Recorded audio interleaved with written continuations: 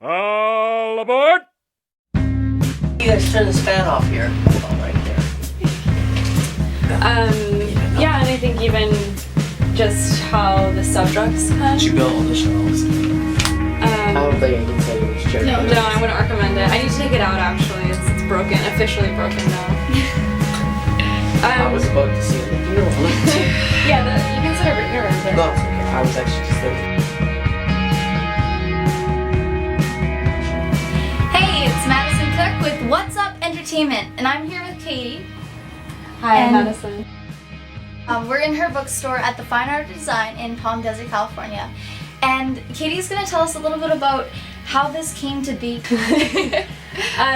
Well, I guess it started a little over a year ago when I had, or no, it's been almost 2 years now. I had just moved to the desert. I had been living in New York for a little while, but I studied literature in Santa Cruz at UC Santa Cruz and in England for a year. And it kind of just was a natural degree for me to go into because I've always loved to read and I've always found inspiration through stories that were different from my own and worlds that were new. I thought that a good way to start conversation with people was through books, and when you're living in a city or especially in a college town, it's really easy to find different locations where that community naturally comes about. But out here you're a little bit more removed, so I had decided to start selling books out of my apartment, which was in the same complex as Nick. Oh, that's really interesting. Yeah. And how long did you sell books from your apartment? It was not very long. I set up a few different kind of brunch events and invited friends and people who told me that they might be interested, and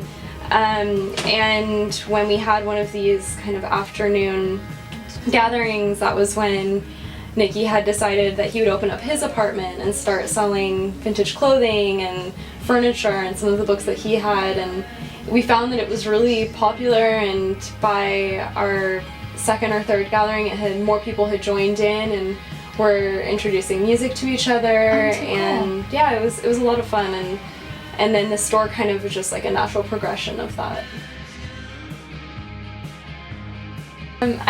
First editions are, depending on what book it is, can really range in their collectorship, and so I have a lot of more, my favorites actually are kind of pirated editions of first edition. You have these pirate publishers who would illegally be reprinting editions. So I have, for example, like Henry Miller Kaimisha was a printer. That's interesting. Yeah, who actually fashioned books after Obelisk, who was the original printer of Henry Miller. But these ones, a first edition, will be around $100 to $300 versus if you had a first edition of Obelisk, it could be $800. Oh, wow. But the content is wonderful, and they're just beautiful copies, and you feel special because you have something that maybe, only 1,000 were printed. So you talk about romantic books and stuff like that. So have you read 50 Shades of Grey?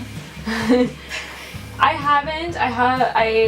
I'm definitely a supporter of erotica, but I think if I was going to recommend a better version of 50 Shades of Grey, I would say Venus in Furs. Okay. And which switches it around, and actually the female is the one with the whip in her hand. So I think that's more interesting than the man. Well, Katherine, thank you so much. And thank you for tuning in. It's Madison Cook with What's Up Entertainment.